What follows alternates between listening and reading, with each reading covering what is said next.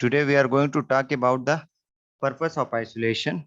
Isolation का purpose ये है कि हम क्या करते हैं, patient are placed in isolation for one true reason, ये to prevent the spread of pathogen to other susceptible people, यानी susceptible people को जिसमें chances of transmission और जिसमें जरासीम यानी पैथोजन के ट्रांसफर हो सकता है, इन लोगों को प्रिवेंट करना है, इन लोगों में फैलाना है को प्रिवेंट करना है। दूसरा ये to protect a very susceptible patient from exposure to pathogen. फिर जो बहुत ही ससेप्टेबल पेशेंट है उसको भी बचाना है फ्रॉम एक्सपोजर टू पैथोजन, को उसका पैथोजन के साथ कोई एक्सपोजर ना हो। सही है। तो ज्यादा ससेप्टेबल पेशेंट कौन से होते हैं? जैसे इम्यूनो कंप्रोमाइज लोग होते हैं। हमारे पास चेन ऑफ इन्फेक्शन के हमारे पास एक रिजर्वायर होता है, एक मोड ऑफ ट्रांसमिशन है और एक है ससेप्टेबल होस्ट है। तो रिजर्वायर हमारे पास कौन से होते हैं? जिसमें जरासीमी लोग जो होते हैं वो रिजर्वायर कहलाते हैं, जो एजेंट है। और एजेंट जो है वो क्या करते हैं, इसके लिए मोड ऑफ ट्रांसमिशन की नीड होती है। तो मोड ऑफ ट्रांसमिशन जो है वो क्या हो सकते हैं? वो ड्रॉपलेट के फॉर्म में भी हो सकते हैं, वो डायरेक्ट कांटेक्ट की फॉर्म में भी हो सकते हैं, वो वेक्टर की फॉर्म में हो सकते हैं। वेक्टर में जैसे मॉस्किटोज है या किसी कटमल के वो बदौलत एक जरासीम जो है दूसरे दूसरे चीजों में वो ट्रांसफर हो सकते हैं। वो व्हीकल भी हो सकते हैं और एयरबोर्न भी हो सकते हैं। पोर्टल ऑफ एंट्री क्या है? ससेप्टेबल होस्ट, जहां पर portal of entry accessible place उन लोगों में जरासीम फैल सकते हैं। हमारे पास फॉर नेक्स्ट स्लाइड क्या है देखते हैं। टाइप्स ऑफ आइसोलेशन एक रिवर्स आइसोलेशन है। रिवर्स आइसोलेशन में हम ऐसे मेजर करते, ऐसे एहतियाती करते हैं जिसकी वजह से स्प्रेड ऑफ पैथोजन जो है, स्प्रेड ऑफ पैथोजन या जरासीम के फैलाव को हम क्या करते हैं? बचा देते हैं, प्रिवेंट करते हैं to vulnerable population. Vulnerable population वो पॉपुलेशन कहलाती है जो लोग हाईली प्रोन फॉर इन्फेक्शन हो, जिन लोगों में इन्फेक्शन की चांसेस ज्यादा होती हैं, जैसे जैसे ल्यूकेमिया जैसे कैंसर वाले लोगों में जो ऑन्कोइमोथेरेपी होती है, तो इन लोगों का जो इम्यून होते हैं वो सप्रेस हो जाते हैं। Therefore, these type of people are highly vulnerable, are highly prone for developing of infection or for accepting of pathogen, क्योंकि इन लोगों का इम्यून सिस्टम ही कंप्रोमाइज हुआ होता है।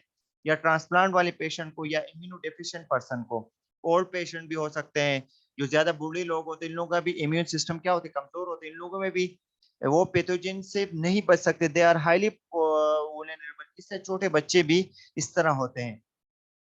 इसी तरह जब हम टाइप्स ऑफ आइसोलेशन करते हैं तो रूम को हम थोरोली क्लीन करते हैं। जब भी किसी पेशेंट को लेते हैं, आइसोलेट करते हैं, तो आइसोलेशन से पहले पेशेंट का जो कमरा होता है उसको डिसइंफेक्शन खास केमिकल होते हैं जो हॉस्पिटल में यूज होते हैं, कंपनी के अपने फार्मूलेशन के साथ बनाए हुए होते हैं, उससे डिसइंफेक्ट कर लेते हैं ताकि कोई जरासीम ना रहे।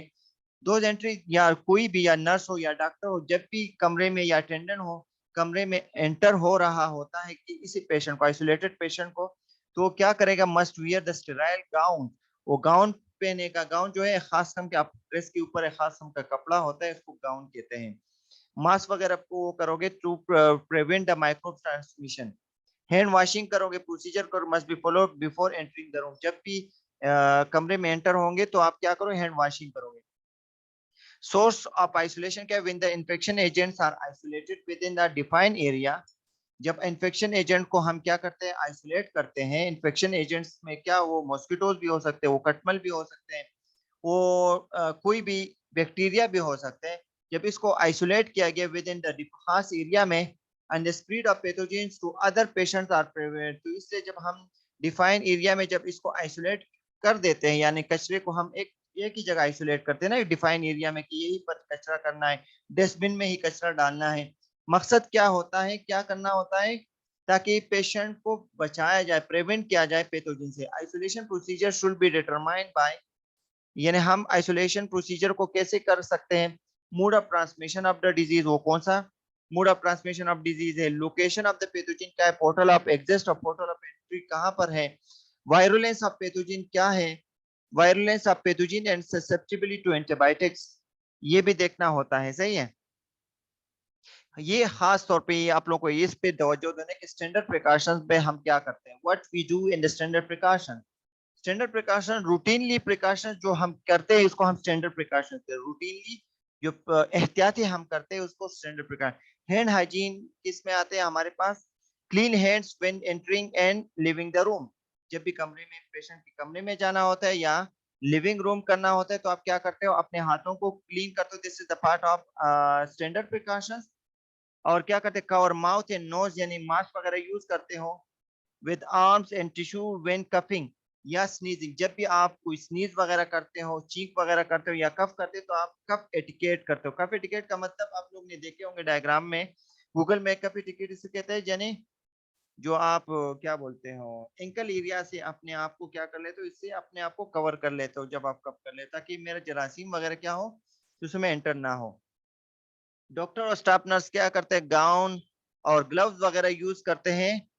स्वाइलिंग लाइकली जब कोई गंदगी वगैरह हो, सही है, यानी ब्लड वगैरह वाले ब्लडी पेशेंट हो या कोई पेशेंट ने स्टूल वगैरह पास किया हो तो इस कंडीशन में हम ग्लव्स वगैरह पहनते हैं। और इसके अलावा wear mask and I cover, हम मास्क भी पहनते हैं, आई को कवर भी कर लेते हैं ताकि जब कभी फ्लूइड वगैरह की स्प्लैशिंग वगैरह के चांसेस हो। इस तरह बात पेशेंट ऐसे प्रिकॉशनरी वगैरह लगा होता है, इन लोगों का जो स्पूटम वगैरह है वो बहुत दूर तक चला जाता है। तो स्प्लैश का मतलब पश्तो में हम दारा कहते हैं। इस तरह की बात लोगों के जरा जो स्पूटम वगैरह इस तरह निकल आते हैं, इसको स्प्लैशिंग वगैरह के चांसेस होते हैं तो हम कवर, आई को भी कवर कर लेते हैं। कंटेक्ट प्रिकॉशंस में हम क्या करते हैं? खास तौर पे इसमें हमेशा तौर पे जब भी पेशेंट के पास चले जाते हैं तो हम क्या करते हैं? गाउन वगैरह यूज करते हैं, ग्लव्स वगैरह यूज करते हैं और फेस मास्क वगैरह लाजमी यूज करते हैं। गॉन मस्ट है इसमें, सही है। जबकि स्टैंडर्ड प्रिकॉशन में गॉन मस्ट नहीं है, लेकिन जब हम गंदी चीजों को डील करते हैं तो उस वक्त में हम पहनते हैं। लेकिन कंटेक्ट प्रिकॉशन में गॉन वगैरह लाजमी पहनना होता है। यूज पेशेंट डेडिकेटेड और डिस्पोजेबल इक्विपमेंट। आप क्या करते हो? जो गाउन वगैरह वो भी डिस्पोजेबल यूज करोगे। या पेशेंट के पास अगर कंटेक्ट प्रिकॉशन पे पेशेंट हो, अगर कानों वगैरह एक मतलब आपने वो बॉक्स दे दिया तो वही बॉक्स जो है, फॉर एग्जांपल उसने नहीं कहा, वो बोले कि मुझे नहीं कहना है तो वापस नहीं कर सकते हो। वो भी क्या हो जाता है? वो भी इन्फेक्टेड कंसीडर किया जाता है। उसको कोई दूसरा शख्स या पर्सन या किसी दूसरे पेशेंट के लिए हम यूज नहीं कर सकते। तो इसको हम क्या करते हैं? इसको हम इन्फेक्टेड मेजर करते हैं जब पेशेंट कंटेक्ट प्रिकॉशंस पे होते हैं। Clean and disinfected share equipment, जो भी चीजें आप यूज करते हैं, फॉर एग्जांपल पेशेंट पे आपने स्ट्रेच यूज किया, इसका चेस्ट साउंड वगैरह आपने सुन लिया। जब भी कंटेक्ट प्रिकॉशन पे पेशेंट होगा, फॉर एग्जांपल मरसा एक जैसी बीमारी जो जिस पेशेंट को हम कंटेक्ट पे रखते हैं, तो इसके लिए उसका स्ट्रेच जो है वो क्या करते हैं? साफ कर लेते हैं डिसइंफेक्टेंट से।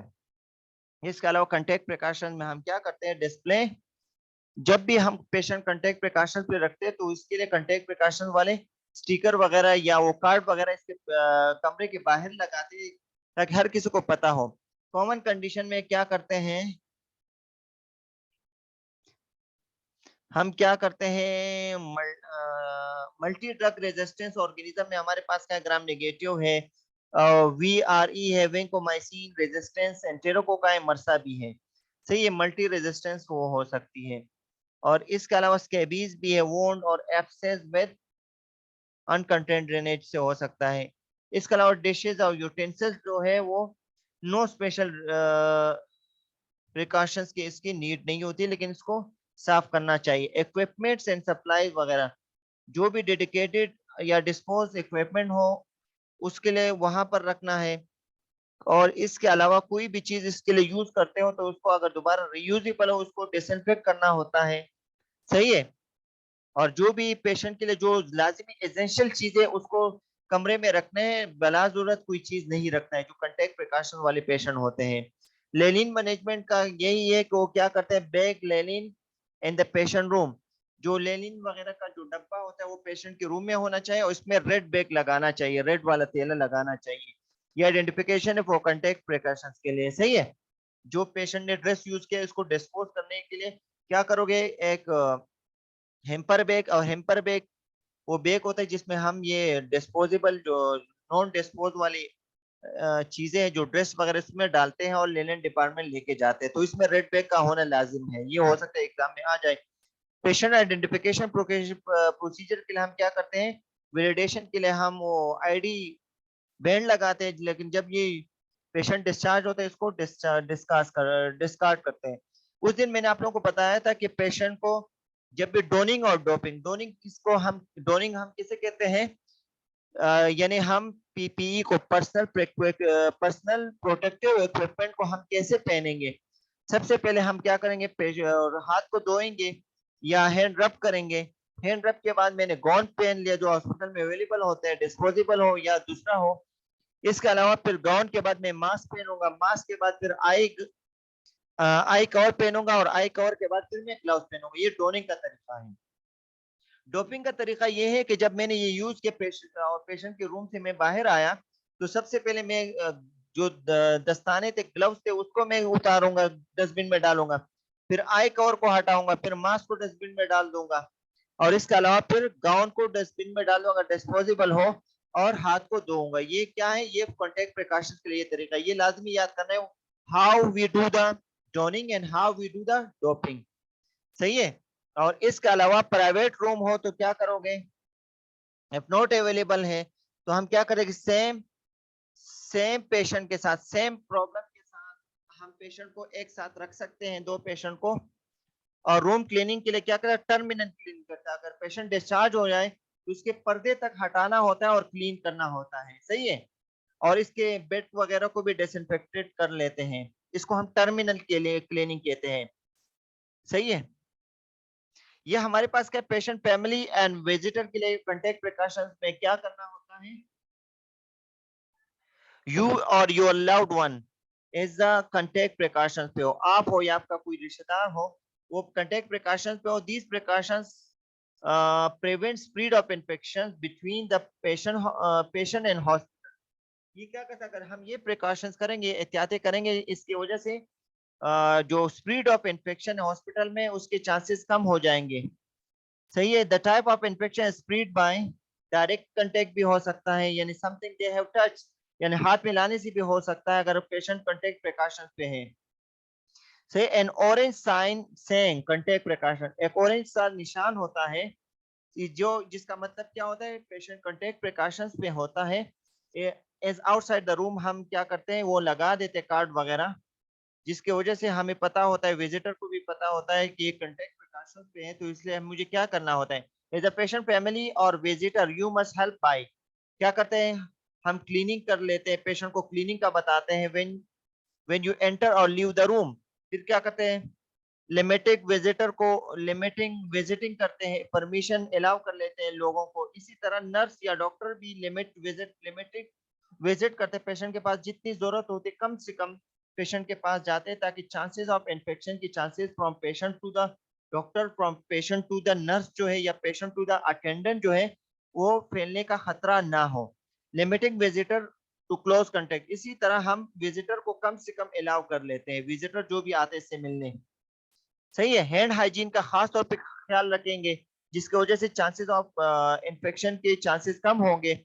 इसके अलावा ग्लव्स वगैरह पहनेंगे खास तौर पे जब पेशेंट, और मास्क वगैरह, गूगल्स वगैरह यूज करेंगे। सही है, ये लाजिमी है। कंटेक्ट प्रिकॉशंस, कंटेक्ट इंटेरेक्ट प्रिकॉशंस हमारे पास क्या है, यानी फैमिली के लिए सबसे पहले क्या करोगे, वॉश और जेल वगैरह जो हमारे पास हॉस्पिटल में होते हैं ना, तो इससे हम क्या करें, हैंड रब करेंगे या हैंड को वॉश करेंगे। डॉक्टर या स्टाफ वगैरह वो क्या करेंगे, मस्ट गाउन या ग्लव्स वगैरह एट द डोर एरिया पे पहन के पेशेंट के पास जाएंगे। और स्ट्रेच वगैरह अगर आपने यूज किया हो पेशेंट पे, जो भी चीज यूज कर, उसको हम दोबारा डिसइंफेक्ट करेंगे। हमारे पास ये कंटेक्ट प्रिकॉशंस तो हो गया। कंटेक्ट प्रिकॉशंस पे हम क्या क्या यूज करें, gowns, gloves, gown sorry gown, gloves, goggles और मास्क वगैरह यूज करते हैं। ड्रॉपलेट प्रिकॉशंस के लिए हम क्या करेंगे, हैंड हाइजीन लाजमी करना है, मास्क वगैरह मस्ट करना है। इसमें आपके लिए ग्लव्स वगैरह पहनने की जरूरत नहीं है, वो कंडीशनल होती है, लेकिन मास्क वगैरह मस्ट है इसमें ड्रॉपलेट में। इफ कंटेक्ट विद सिक्रीशन जाएगा, अगर कोई सिक्रीशन वगैरह, स्पूटम वगैरह आ रहा हो, तो हम इसके साथ गाउन और ग्लव्स वगैरह और आई कवर वगैरह भी कहेंगे, अगर सिक्रीशन के चांसेस हो। ईयरबोर्न प्रिकॉशन में हम जैसे टीबी में ईयरबोर्न प्रिकॉशन करते हैं, कोविड में भी ईयरबोर्न और ड्रॉपलेट दोनों करते हैं, इसमें भी हैंड हाइजीन करते हैं। इसके अलावा ईयरबोर्न इन्फेक्शन जो है, इसके लिए एक अलग सा रूम होना लाजिम है, किसी दूसरे पेशेंट के साथ हम नहीं रुकेंगे, नहीं रुकवाएंगे, और पेशेंट का डोर हमेशा क्या करेंगे, क्लोज अप रखेंगे। और इसके अलावा गाउन और ग्लव्स का लाजमी पहनना है। और इसमें कौन सा मास्क पहनेंगे, सर्जिकल मास्क नहीं, इसमें N95 मास्क वगैरह पहनेंगे, ये मस्ट आप लोगों को याद होना चाहिए। एयरबोर्न रेस्पिरेटर, हमारे पास एक N95 भी आता है, आजकल रेस्पिरेटर भी है, जो हमारे पास मशीनरी लायक होते हैं, रेस्पिरेटर भी लगाते हैं, सही है। और इसके अलावा रेस्पिरेटर का होना लाजिम है। पेशेंट के रूम में जब भी जाना होता है तो एयरबोर्न प्रिकॉशन में आप क्या करोगे, रूम हाथ को धोना होगा या हैंड रब करना होगा, और वियर PAPR या फिटेड N95 मास्क वगैरह पहनोगे। और एयरबोर्न प्रिकॉशन आइसोलेशन रूम जो है रिक्वायर्ड जो है वो क्या है, नेगेटिव प्रेशर के लिए होना चाहिए। हमारे पास एक यूवीजी लाइट वाले भी आते हैं जो क्या करते हैं, नेगेटिव प्रेशर रखता है। और क्लोज को हम रूम को हम क्या करते हैं, क्लोज रखते हैं।